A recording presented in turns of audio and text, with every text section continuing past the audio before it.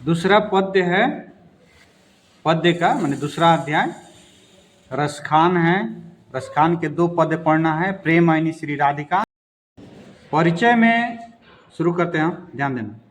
रसखान के जीवन के संबंध में सही सूचनाएं प्राप्त नहीं होती, परंतु इनके ग्रंथ प्रेम वाटिका 1610 ईस्वी, इसको अंडरलाइन कर लो, में यह संकेत मिलता है कि ये दिल्ली के पठान राजवंश में उत्पन्न हुए थे, दिल्ली के पठान राजवंश में, और इनका रचना काल जहांगीर का राज्यकाल था। क्वेश्चन यहाँ से निकलता है कि रसखान का जो रचना काल था किसके समय?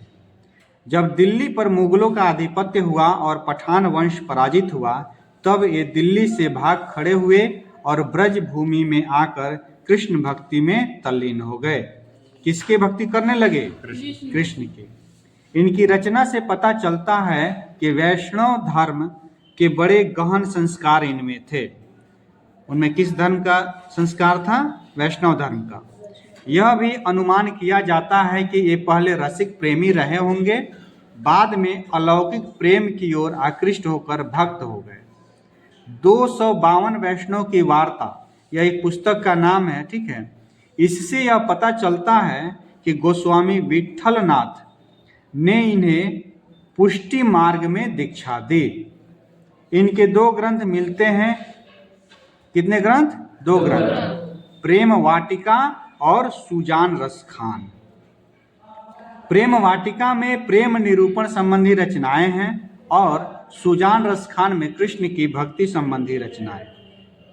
तो एक यहाँ से प्रश्न बन सकता है कि पहला तो ये हो जाएगा कि उनके जो ग्रंथ है उनका नाम प्रेम वाटिका और सुजान रसखान, और दूसरा हो जाएगा प्रेम वाटिका में किसका वर्णन है?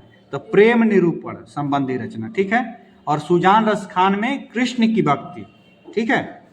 चलिए आगे देखते हैं। रसखान ने कृष्ण का लीला गान पदों में नहीं सेवैयों में किया है। ये पद का एक विधा है, ठीक है। उनकी रचना जैसे दोहा आप सुने होंगे, चौपाई सुने होंगे, ठीक है, एक छंद है, तो उसमें इनकी जो रचनाएं हैं वह सवैया छंद में। रसखान सवैया छंद में सिद्ध थे। जितने सरस सहज प्रवाहमय सवैये रसखान के हैं, उतने शायद ही किसी अन्य हिंदी कवि के हों। रसखान का कोई सवैया ऐसा नहीं मिलता जो उच्च स्तर का न हो।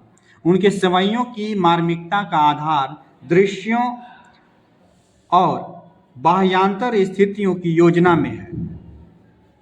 वहीं रसखान के सवैयों के ध्वनि प्रवाह भी अपूर्व माधुरी में है। ब्रज भाषा का ऐसा सहज प्रवाह अन्यत्र दुर्लभ है। यानी कि इनकी भाषा कौन सी है? ब्रज भाषा। रसखान सूफियों का हृदय लेकर कृष्ण की लीला पर काव्य रचते हैं। ये क्वेश्चन पूछता है किसका हृदय लेकर रसखान ने रची है? तो सूफियों का हृदय लेकर, यानी कि सूफी जो मत है उससे ही प्रभावित है और कृष्ण की लीला पर उन्होंने काव्य रचना की है। उनमें उल्लास, मादकता, उत्कटता तीनों का संयोग है।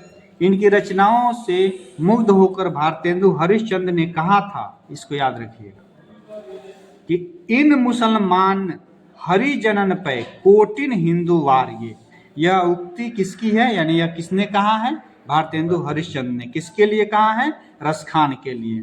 और क्या कहा है?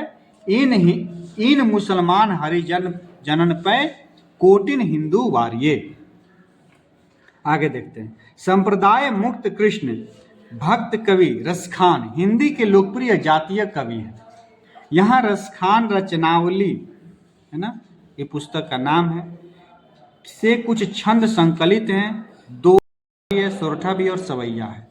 दोहा और सोरठा में राधा कृष्ण के प्रेममय युगल रूप पर कवि के रसिक हृदय की रीझ व्यक्त होती है। यानी कि पहला पद जो है दोहा और सोरठा छंद में है, जिसमें राधा और कृष्ण का प्रेम दिखाया गया है, उनका युगल रूप दिखाया गया है और एक दूसरे के प्रति आकर्षण है। और सवैया में, यानी दूसरा पद में, सवैया में कृष्ण और उनके ब्रज पर अपना जीवन सर्वस्व न्योछावर कर देने की भावमयी विदग्धता मुखरित है। यानी सवैया यानी दूसरा पद जो है वह सवैया छंद में रचित है।